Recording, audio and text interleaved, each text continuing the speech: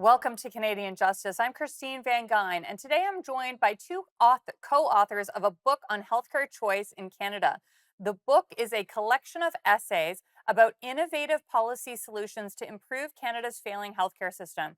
It considers how the courts can be used to uphold patient rights, how patient choice drives quality in medical care, the role of prevention in healthcare, comparisons to other healthcare systems around the world, including European models that would allow seniors to age in their own home.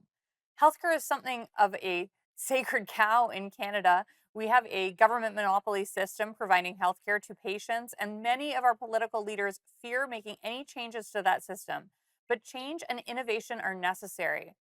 In 2023, the Fraser Institute found that the median wait time for healthcare from a specialist is now the longest ever recorded at 27.7 weeks. We know that patient health and quality of life deteriorates while patients wait, and something needs to change. And this book, Healthcare Choice in Canada, provides some solutions. We're joined by two of the co-authors, Shawn Whatley, a physician, author, and Monk Senior Fellow, and we're also joined by Colin Craig, the president of secondstreet.org. Thank you both so much for joining me today. Dr. Whatley, let's start with you. You wrote a chapter called Patient Choice Drives Quality in Medical Care. Can you explain how? So, in a nutshell, choice changes our priorities. So, it shifts doctors and nurses to think of nothing else than providing outstanding quality service for our patients. So, healthcare is a service industry. We don't offer products. And if you could just imagine yourself sitting at a desk and you've got a line of patients to be seen that, stretches off into the horizon. When you look at that, you're a good doc, you're a good nurse, you're going to focus on safe, effective, timely, patient-centered care. So all the aspects of quality, but you're also going to worry about whether you're going to have energy to get through that list and whether you're following all the rules and regulations and making your administrator happy. On the other hand, if you have a much shorter list because you know that your patients could go to your next door neighbor or the three other doctors in your clinic, now you're thinking, I need to figure out how I can improve the quality I offer. Can I offer evening appointments? Can I, make sure I run on time? Can I buy new equipment to make life better for them? So it shifts the priority, and that's how choice drives quality in patient care.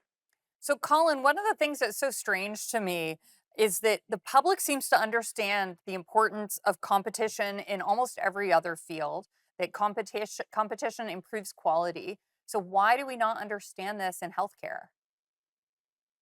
It's a very good question. I think because we tend to think of healthcare as something different, right? I mean, so often opponents of health reform have positioned this debate as either the Canadian model or the US model.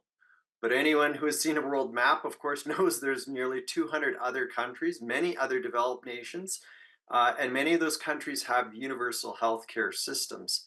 And so that's really what I think Canada needs to be doing. And we talk about that in the book, is looking at some of these other universal models instead of the US. So looking to Europe, Australia, Japan, and so forth.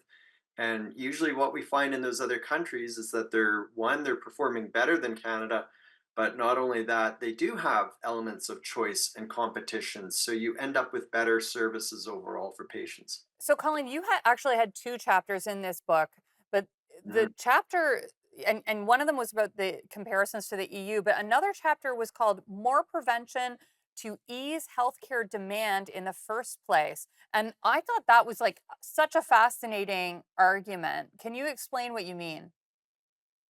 Yeah, so the reality is that yes, we need to fix our healthcare system, but I think we need to look a little bit inwards as a population too, because a lot of the healthcare services in this country, a lot of those resources are used to treat people with diseases and health problems that are preventable. If we were more active as a society, if we had better diets and so forth, then we would have, say, lower cancer rates, lower problems with heart disease, lower diabetes rates, and all those resources that are used for treating those cases. If we could avoid some of that, then those resources could be used for treating people who have genetic health problems, where maybe their heart disease problem is genetic or the cancer problem is genetic. So there'd be more resources to help patients that don't really have a choice. It's a really fascinating argument, and not the one that I expect to hear from you, Colin. We've got to go to commercial break, but we will be right back.